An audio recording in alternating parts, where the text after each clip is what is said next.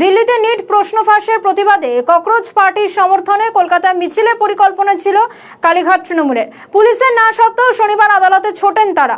কলকাতা হাইকোর্টেও মেলেনি অনুমতি। শনিবার বেলা বাড়ার সঙ্গে সঙ্গে নিজেদের নির্ধারিত সূচি মেনে পদ্মপুকুরে জমায়েত করতে শুরু করেন কালীঘাটপন্থী তৃণমূলের কর্মী সমর্থকেরা। পুলিশ তাদের বাধা দিলেও কানে কথা তোলেননি তারা। বিকেল গড়াতেই পদ্মপুকুরে তৃণমূলের জমায়েতে উপস্থিত হন মমতা বন্দ্যোপাধ্যায়। তারপরে নাটকীয় মোড় নেয় গোটা পরিস্থিতি। মমতার সঙ্গে তীব্র বাকবিতণ্ডা বাঁধে পুলিশের। জমায়েত স্থল থেকে আটক করে প্রিজন ভ্যানে তুলে নিয়ে যাওয়া হয় কুণাল ঘোষ সহ বৈশানুর চট্টোপাধ্যায় সহ আরো বেশ কয়েকজনকে। কুণাল ঘোষকে ইতিমধ্যেই গ্রেফতার করা হয়েছে। সেই ছবি আপনারা দেখতে পাচ্ছেন। একেবারে ধুন্ধুমার পরিস্থিতি। দোলা সেন বক্তব্য রাখছেন, পাশাপাশি আজকে মমতা বন্দ্যোপাধ্যায় তিনিও সেখানে উপস্থিত হয়েছিলেন। সেখানে উপস্থিত হয়ে যখন কুণাল ঘোষকে প্রিজন ভ্যানে করে তুলে নিয়ে যাওয়া হয়, সেই সময় মমতা বন্দ্যোপাধ্যায় তিনি রীতিমতন স্কুটিতে করে রওনা দেন এবং স্বাভাবিকভাবেই একেবারে বিশৃঙ্খলার পরিস্থিতি তৈরি হয়।